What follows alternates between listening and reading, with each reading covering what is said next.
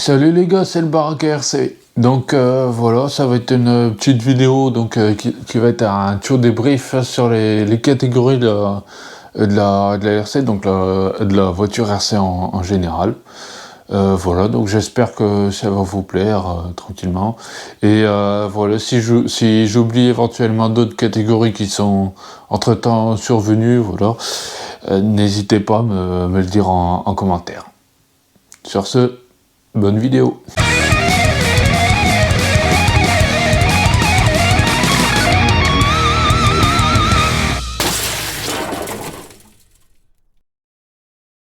Dans le RC, en gros, il y a plus d'une dizaine de catégories. Donc ça fait quand même un peu beaucoup. Donc voilà, il y en a un petit peu pour tout le monde. Donc il y en a pour ceux qui souhaitent entre guillemets cruiser. Il y en a c'est pour juste pour apprécier juste voilà, faire rouler de belles maquettes roulantes. Voilà, il y en a qui cherchent plus de la vitesse. Il y en a qui veulent faire les sagouins avec leur bagnole, etc. Donc voilà, il y en a un petit peu pour tous les goûts. Donc c'est une vidéo dans laquelle je vais retrancher les différentes catégories, notamment par tout terrain, piste. Donc voilà, faire des catégories de plus en plus en général. Voilà, et puis au fur et à mesure, je vais essayer de préciser un petit peu. En gros, ça commence déjà par deux grandes catégories, voilà, qui est de différentes motorisations, qui est le thermique et en électrique, en brushless. Et donc voilà les deux avantages et inconvénients. Déjà le premier, l'électrique, c'est que de 1, tu as déjà quand même beaucoup plus le couple. C'est beaucoup plus facile d'entretien. C'est beaucoup plus silencieux. C'est aussi l'avantage, c'est que c'est beaucoup plus simple également à l'utilisation. Du fait que tu as juste à charger tes batteries et puis après hop, tu roules. L'inconvénient de cette catégorie-là, c'est que après c'est sûr, une fois que tu as roulé tout est lipo, bah en gros t'es pas aussi endurant que entre guillemets que le thermique. Je dis bien vraiment entre guillemets. Autre inconvénient, c'est que forcément aussi tu as un petit peu cet aspect un petit peu mécanique, en gros pour les puristes qui aiment bien faire tous les réglages moteurs, etc. tous ces trucs là. Donc là c'est quasi exit, sauf si après on a une carte de programmation, etc. Mais c'est pas aussi poussé que le thermique. Et le gros inconvénient, c'est que si tu veux rouler par exemple une grosse journée, ça demande beaucoup de batterie. Et également aussi avec son chargeur, etc. Donc du coup, tu es obligé d'emmener du matos quand même beaucoup plus lourd. Pour le thermique, le gros avantage, c'est que aussi il y a tout ce qui est les parties mécaniques. Donc tout ce qui est, comme je viens de le dire avec l'électrique, il y a tous les parties réglage du moteur. Par exemple, le ralenti, ça peut être la buse d'arrivée d'essence, etc. Donc c'est vraiment tout un autre monde. L'avantage du thermique, c'est que c'est vrai que pour rouler une grosse journée, t'es quand même obligé d'emmener. Enfin, t'es pas obligé d'emmener des tonnes de choses. Par exemple, tu prends juste 3-4 bidons. Voilà, puis t'es tranquille. Tu prends avec ta batterie de réception, une ou plusieurs. Voilà, mais en vrai, c'est des petites batteries comme ça, voire même encore plus petits. Et puis après, là-dessus, tu peux rouler ta journée, etc. Et puis aussi, c'est un peu à double tranchant. C'est que aussi, quand même, sur les thermiques, faut l'avouer, t'as quand même un charme au niveau du son, etc. Par contre, l'inconvénient, c'est aussi le bruit, c'est que tu peux pas rouler partout. En plus que tu as aussi le côté odorant du thermique aussi qui personnellement me plaît, mais ça ne plaît pas à tout le monde. Dans le sens où maintenant il y a aussi des pistes qui littéralement ils interdisent le thermique parce que par exemple ils sont dans des agglomérations dans lesquelles ils sont au centre, par exemple en centre-ville, ou alors qui sont proches de villages et qui du coup ils ont eu plusieurs ennuis en ce qui concerne le voisinage. Et par contre aussi l'inconvénient du thermique, c'est que forcément ça demande beaucoup plus d'entretien du fait que justement c'est un moteur thermique. Donc t'as vérifié toujours tout ce qui est chemise piston. Tu as nettoyé tout le cambouis donc qui s'est déposé sur ta châssis. T'as à faire également l'entretien de tout ce qui est par exemple les roulements moteurs, tout ce qui est l'embrayage, etc. Donc forcément ça te demande quand même un peu plus d'expertise et puis un petit peu plus d'entretien. Donc voilà, on va commencer ensuite par les catégories en tout terrain. Donc alors on a en gros, ça peut commencer du 1/24e voire même encore plus petit, donc là c'est à peu près cette taille là. Donc voilà, là ici c'est pour les crawlers. Donc on a je vais venir après. Et puis après ça peut venir jusqu'à l'échelle 1/4, notamment de la marque Yankee. Mais là, par contre, c'est des engins qui font quasi 1m50 de long. C'est des beaux bestiaux qui pèsent 15 kg. Les avantages des petites échelles comme ça, c'est que forcément, ça coûte très très peu cher. Notamment au niveau entretien, comme c'est des mécaniques compactes, ce sont des mécaniques qui restent globalement simples, qui ne demandent pas forcément un gros niveau d'entretien, etc. Et plus on va monter en échelle, plus forcément ça va devenir cher quand tu auras de la casse, quand tu auras de l'entretien, etc. Le gros inconvénient du 1/24, c'est que tu peux rouler quasi que en intérieur. Tu peux pas faire de l'extérieur, ce qui fait que tu es beaucoup plus limité en termes de possibilités de terrain. Mais après, voilà, c'est vrai que quand même, le 1/24, le fait que tu peux t'amuser sur des petits endroits compacts, par exemple dans ta chambre, etc. Ou alors ça peut être dans des petits hangars. Voilà, donc c'est quand même pas mal. Dans un 5e, donc le gros avantage, c'est que ça a un comportement assez réaliste en termes de pilotage. L'avantage du 1/5e, c'est que tu peux aussi piloter donc entre guillemets sur à peu près tous les terrains, mais là c'est quasi que sur des grands espaces. Autre avantage aussi, c'est que forcément, dans question mécanique, t'as de la place. T'as beaucoup de place. Inconvénient pour les 1/24e, c'est que forcément, dû à leur échelle, électronique compacte, t'es obligé de beaucoup plus réfléchir à l'aménagement de ton véhicule. Gros inconvénient de l'1/5e, c'est que forcément, comme je venais de le dire, il faut avoir un endroit où t'es de la place. Beaucoup de place. Là, en l'occurrence, par exemple, pour la FG, là, il vaut mieux par contre un grand parking. Un assez grand.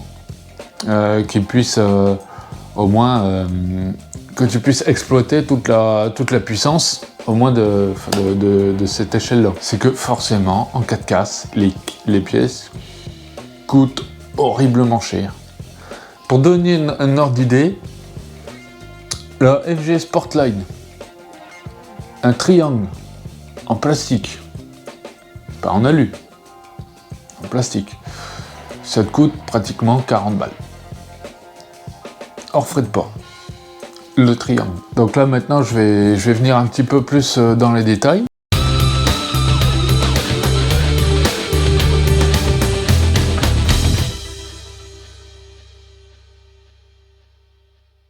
Là je vais commencer donc par le crawler.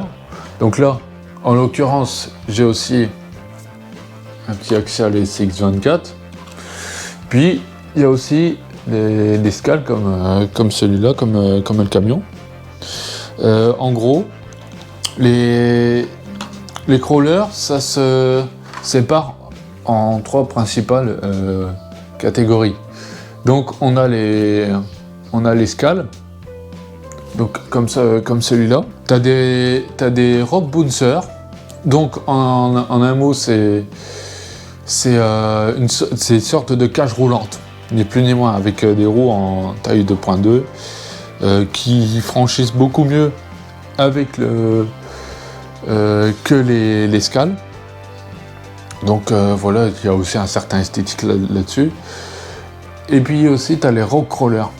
Par contre, les rock crawlers, c'est l'extrême inverse des scales, dans le sens où ils s'en foutent de l'esthétique. Ils s'en foutent littéralement. Leur but, c'est de faire la pure performance. Donc je vous mettrai sans doute des images donc, au cours de la vidéo. Les crawlers, en gros, c'est échafaudé avec des châssis, donc généralement sur les 3 catégories, généralement c'est des châssis à peu près comme ça, donc qui se ressemblent à peu près. Ce sont simplement des châssis, ce qu'on appelle par exemple des châssis échelle ou alors des châssis poutres, ici, et qui sont équipés de 2 ponts, un à l'avant, un à l'arrière, avec une boîte de réduction centrale. Dans le principe, c'est ça. Mais dans le cadre des rock crawlers, ils reprennent le principe, sauf que là, tout l'électronique est basé uniquement que sur les ponts. Le châssis, il sert de lien pour l'ensemble. Et par exemple, tu as la batterie qui est là sur le côté droit. Là ici, tu as le variateur. Et là ici, tu as les moteurs. Donc tu as un moteur là, un moteur là. Donc tu as vraiment fait tout pour la performance. On a les scales. Ce sont des maquettes roulantes, donc on en trouve. Là, j'ai fait principalement donc voilà le camion, lui par exemple, c'est un pur scale. On retrouve pareil le même design, sauf que là ici, je me suis fait un petit délire, j'ai mis direction arrière, etc. Par contre, comme je vous ai dit, les rock bouncers, c'est vraiment un mélange des deux. Mis à part que là ici, c'est une cage. Comme le Axial Capra, hein, à titre d'exemple.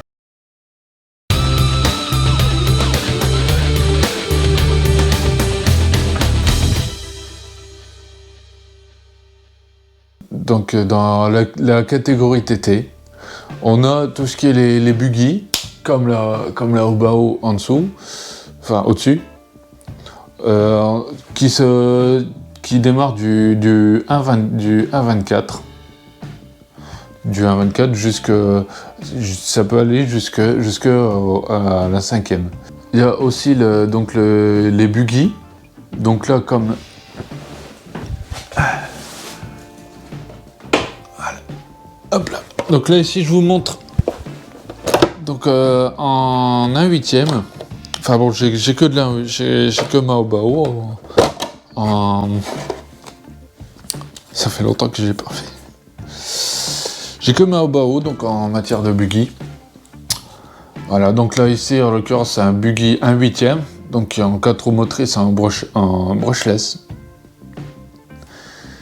Voilà, qui marche très bien. Donc cette catégorie là, c'est un peu pour moi la catégorie reine, puisque tout simplement, c'est une catégorie en gros où tu peux faire un petit peu de tout ce que tu veux, dans le sens où là-dessus tu mets juste des roues à finir de défoncer, et puis là-dessus tu fais juste une pistarde, puisque en gros, je vais venir plus tard, les GT8, ça en un mot des châssis de buggy qui ont été juste convertis pour la piste. C'est juste qu'ils ont les tourelles un peu plus basses, avec des amortisseurs plus courts, mais le reste, c'est quasi la même chose. Donc les buggy, ça se sépare donc en deux catégories. Donc principalement, on a en 4x4, là ici comme il y a en 4x4, enfin 4 roues motrices, et en 2 roues motrices. Par exemple, en 2 roues motrices, on a le Losi 22, par exemple. On peut avoir le Timasso B64. Ça peut être...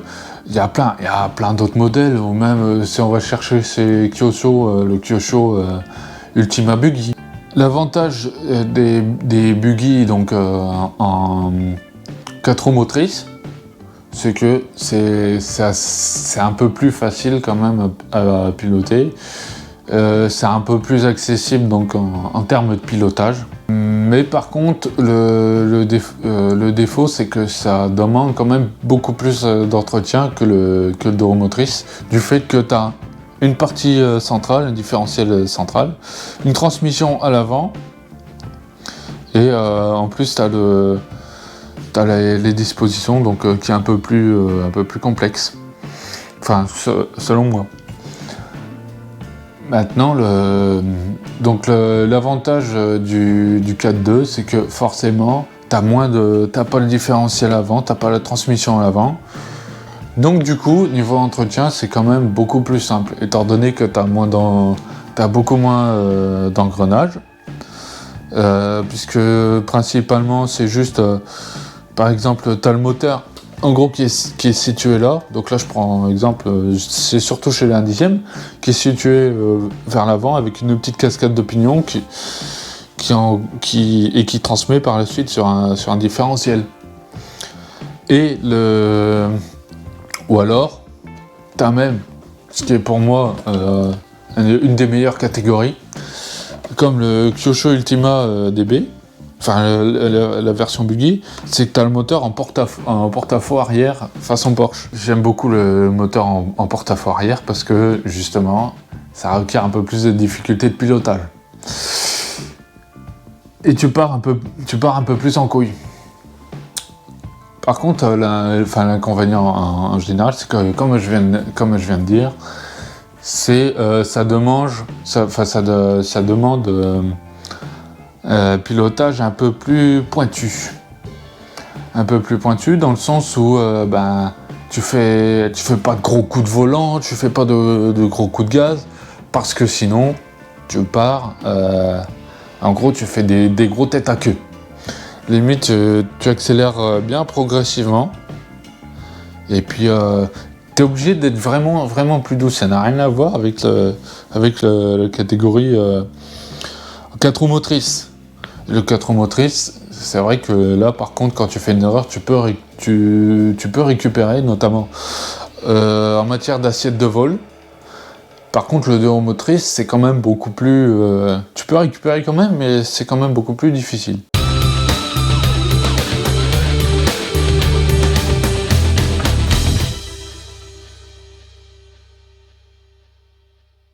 T'as aussi les catégories donc en Monster Truck. Gros avantage des Monster Truck, c'est que forcément tu peux piloter vraiment partout, dû justement à leur garde au sol. Par contre, c'est un pilotage assez particulier, parce que ça prend beaucoup de roulis. C'est quand même des engins qui sont assez lourds. Et puis les masses, elles sont assez en hauteur. Donc c'est vraiment c'est un pilotage assez particulier. C'est une catégorie qui pareil est séparée donc 2 roues motrices et 4 roues motrices. Bien sûr, après, principalement, vous allez beaucoup plus trouver des Monster Truck en 4 roues motrices qu'en 2 roues motrices. Mais par contre, il y a des 2 roues motrices qui s'en sortent super bien. Par exemple, les derniers Traxxas Stampede, qui sont, en gros, qui sont simples, efficaces. C'est à peu près avec le moteur en porte-à-faux arrière, etc. C'est pareil au niveau avantage, c'est un petit peu pareil, c'est un peu pareil donc que les buggy, enfin que les autres tout-terrain. C'est-à-dire que quand tu es en 2 roues motrices, tu as la facilité d'entretien, mais par contre c'est un pilotage un peu plus compliqué. Et par contre c'est pareil aussi pour les Monster Truck en 4 roues motrices, des entretiens un petit peu plus complexes, mais par contre le pilotage qui est quand même un petit peu plus simple.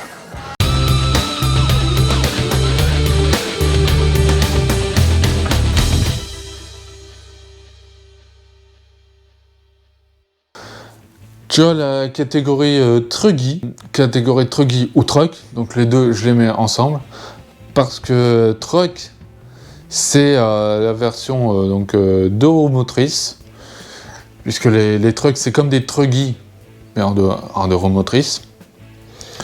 Pareil, ils reprennent des châssis de buggy, comme la Obaru, ou même des châssis type, par exemple les B64, etc. Et là par contre, tu as un empattement plus long, et t'as la largeur qui est plus large, avec des gommes bien sûr aussi plus larges. L'avantage, contrairement au buggy, c'est que là par contre c'est un petit peu plus facile à piloter du fait que tu as la largeur de voie, tu as beaucoup de moins de chances de te retourner, comme les Monster Truck, où là par contre les Monster Truck, c'est vraiment, comme je vous ai dit, un pilotage particulier, dans le sens où tu as beaucoup de retournements, tu as beaucoup de roulis, enfin, bref, je m'étale. Donc le Truggy, donc pareil, c'est la même musique, ils reprennent les mêmes buggy, pareil en 4 roues motrices, etc. Mais par contre, moi je suis pas trop fan de cette catégorie, parce que je trouve que c'est quasi un rail. Dans le sens où pour moi c'est devenu limite un peu trop simple à piloter. Où pour moi on a du mal à le faire. J'ai un peu plus de mal à le faire partir en couille, etc. Sur certaines pistes, pour moi il y a trop de grip. Et donc je sais pas, je m'amuse pas vraiment avec. Mais après ça c'est qu'une affaire de goût.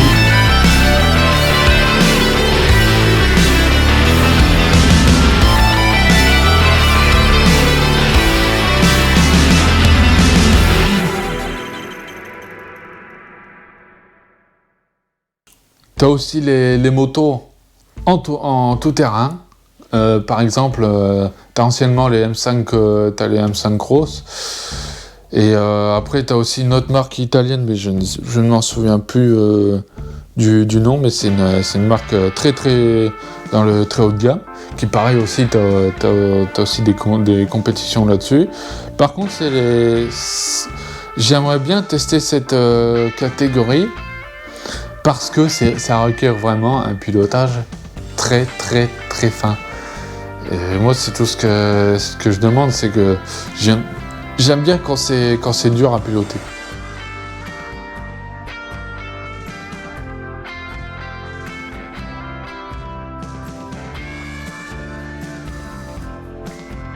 Tu as aussi la catégorie short course. Là, pareil, ce sont des sortes de trucks américains. En gros, c'est pareil, ils reprennent la base des chassis de buggy. Et pareil, ils leur font à leur sauce, etc. C'est une catégorie que j'aime bien, parce que c'est une catégorie où tu as la carrosserie qui protège tout l'ensemble de la mécanique en général. Bon, après, ça n'empêche pas les casses quand même. C'est un pilotage un petit peu particulier parce qu'en gros, ce sont des carrosseries qui sont assez lourdes. Ouais, parce que ce sont des engins qui sont un petit peu plus lourds que les buggy et les truggy. Pareil, qui sont séparés en 2 ou 4 roues motrices. Par exemple, en short course, vous avez par exemple chez Timasso, en gros, il y a aussi chez Losi, le 4 roues motrices, le SCT donc 22. C'est le .4 si mes souvenirs sont bons, ou le 22.4, et après vous avez le 22 donc en 2 roues motrices. Pareil, donc comme je viens de dire, c'est les mêmes bases que les buggy. Et puis ce que j'aime bien, c'est que c'est une catégorie où tu prends t'as un petit peu plus de roulis, et puis voilà, au niveau des virages, bref, t'es obligé de couper un petit peu les picots, etc.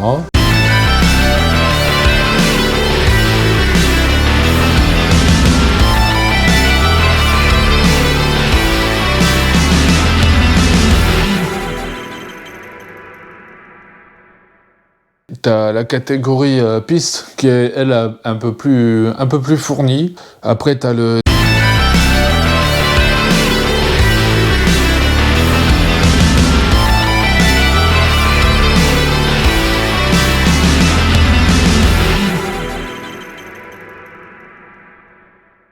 DTM classique. Donc, ce sont des voitures en 4 roues motrices, en 1/10. Ça peut aller du petit Tamiya TT01, ou alors ça peut être du Karten, etc., jusqu'à des budgets qui dépassent à plus de 700 balles.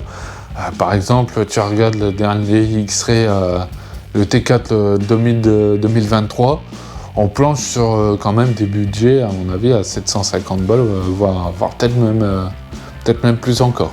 Pareil, tout dépend de ce que tu cherches à faire en matière de piste.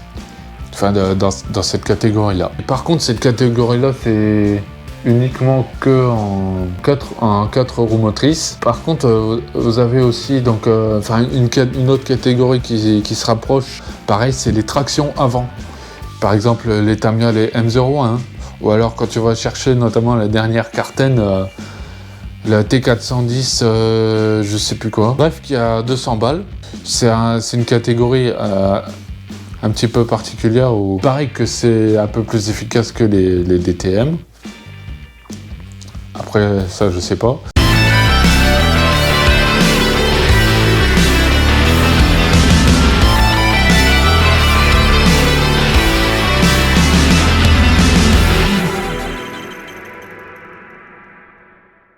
T'as aussi la catégorie F1. Donc la catégorie F1, il y a longtemps, il y avait des versions nitro. Maintenant, est-ce que ça existe encore? J'en sais rien. Mais parce que principalement, ça se réfère plus à l'électrique, au brushless. Et pareil, ça a un certain charme. Où c'est des mécaniques qui sont assez complexes, qui eux par contre sont quasi que en 2 roues motrices à ma connaissance. Et c'est dans le sens où tu as beaucoup de réglages, notamment au niveau du train avant, du train arrière. Tu peux régler l'assiette notamment de ton aileron. Est-ce que tu veux un peu ton aileron un petit peu plus incliné? En gros, tu as beaucoup de choses qui influencent, même les pneumatiques, etc.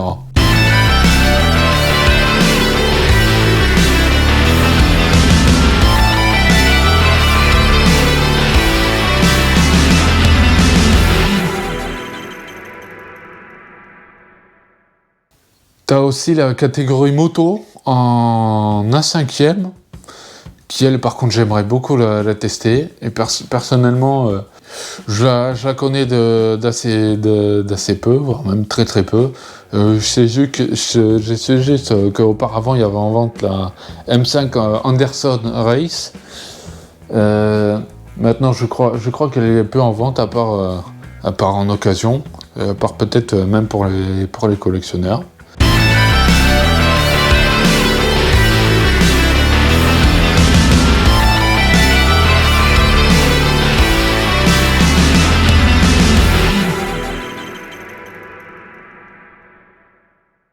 Il y a aussi la catégorie banger, où elle, par contre, le gros avantage, c'est que ça coûte très très très très peu cher, dans le sens où chaque pièce, elle coûte que quelques euros. Et tu casses pas forcément des triangles, etc. à chaque séance, où là, par contre, les carrosseries, c'est quasi du papier mâché, mais c'est quasi 6 euros la carrosserie. Donc voilà, ça se pose là. Et en gros, ce sont des châssis qui sont en 2 roues motrices, que à charbon, avec des variateurs mécaniques.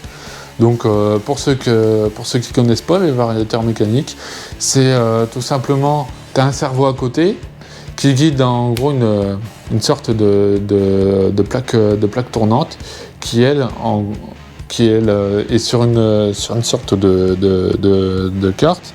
Enfin, je sais pas, est-ce que je suis assez clair? Et qui en gros, plus tu bouges la tête vers la gauche, si mes souvenirs sont bons, et en gros, plus ta voiture, elle va vite. En gros, c'est ça. Enfin, je sais pas. Et qui sont avec que des batteries NVMe, tout simplement pour éviter les départs de feu. Voilà, c'est juste une matière de pure sécurité.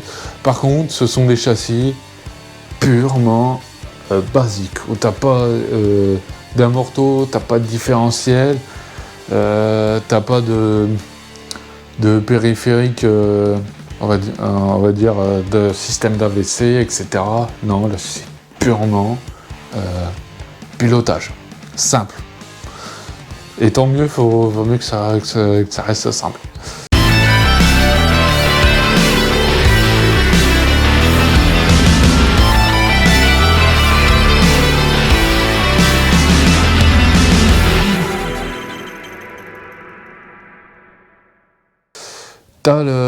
T'as aussi la catégorie sidecar, qui elle se rapproche un petit peu de la F1, donc c'est un petit peu une catégorie qui est assez peu connue, dans le sens où c'est un peu une mix entre la F1 et la moto. Mais je sais pas, est-ce que je suis assez clair. Si vous voulez, il y a le site Voloisir 88 qui vend également des châssis de moto, des châssis de sidecar. Donc voilà, si ça vous intéresse d'y essayer. Personnellement, j'aimerais beaucoup essayer, parce que justement, étant donné que t'as que 3 roues avec une transmission qui est sur couronne ou sur couronne, mais que sur une roue, à mon avis, ça doit être un pilotage assez particulier aussi.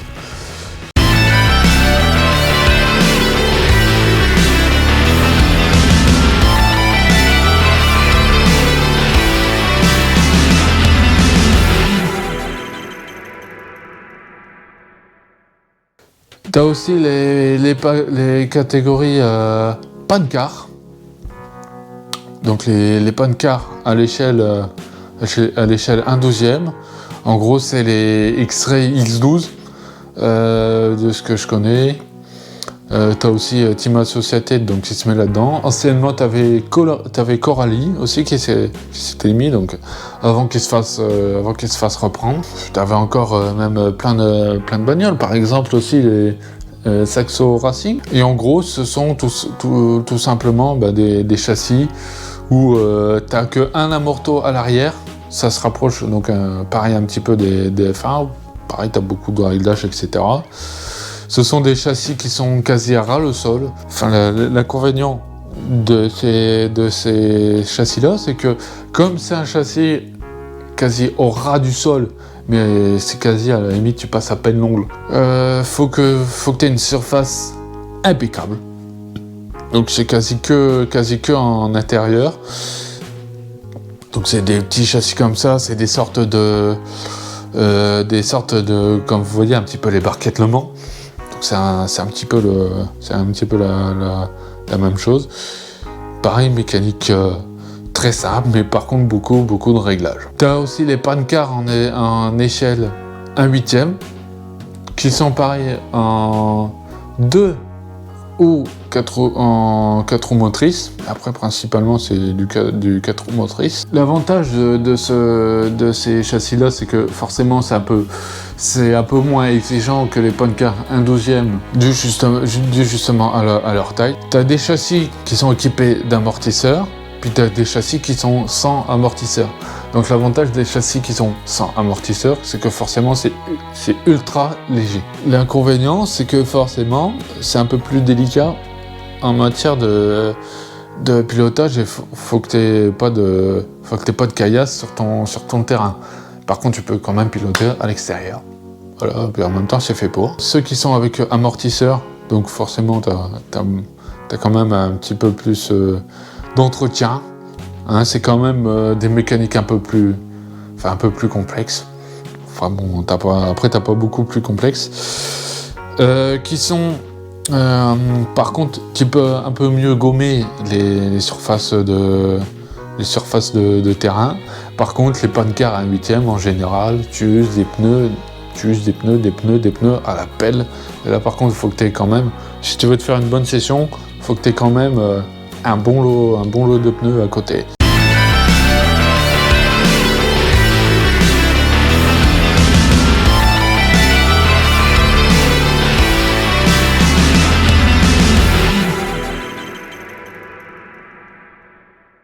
Après, t'as le GT8, donc pareil comme je viens de dire dans la vidéo, ce sont simplement des buggy 1/8 convertis uniquement pour la piste.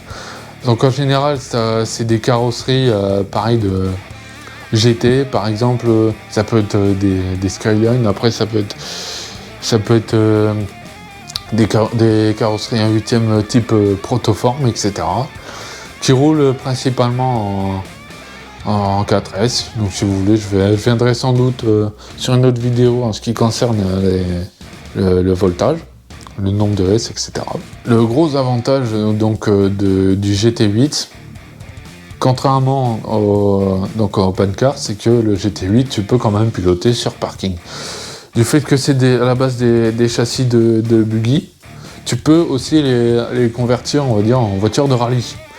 Et ça, par contre, à mon avis, ça serait peut-être un gros délire à faire. Donc voilà, ce sont des châssis qui sont quand même beaucoup plus permissifs. Notamment, tu as quelques châssis qui, dans l'eau, qui sont quand même un peu plus accessibles. Par exemple, la Obao Hyper GTB. Tu as aussi chez Serpent, hein, à titre d'exemple. Au niveau pièces qui sont globalement un petit peu moins chères, je dis bien globalement, parce que bon, c'est pas forcément le cas de tous les châssis.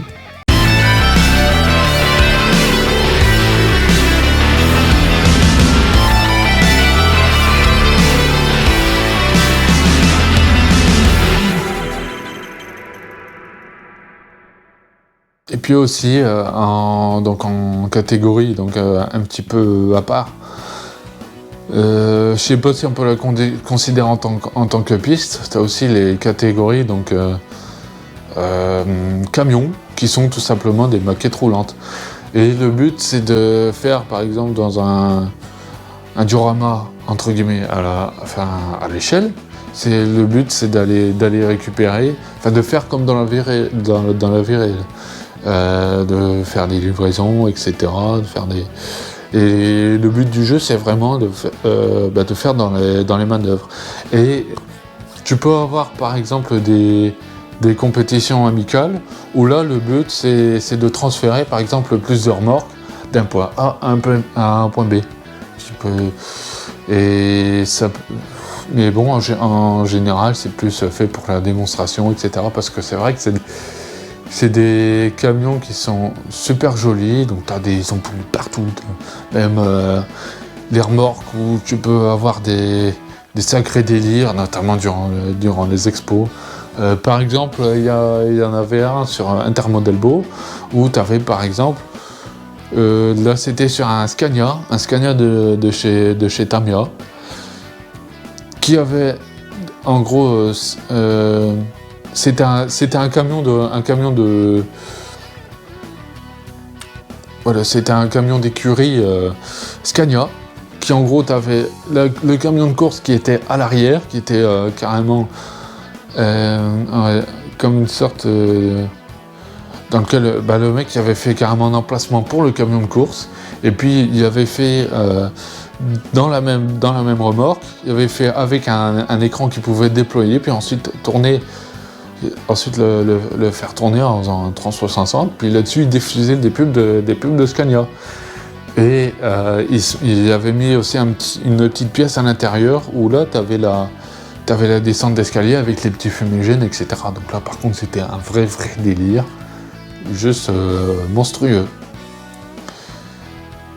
Voilà, sur ce, j'espère que voilà, ça vous a aidé un petit peu dans les catégories en général. Sur ce, ciao.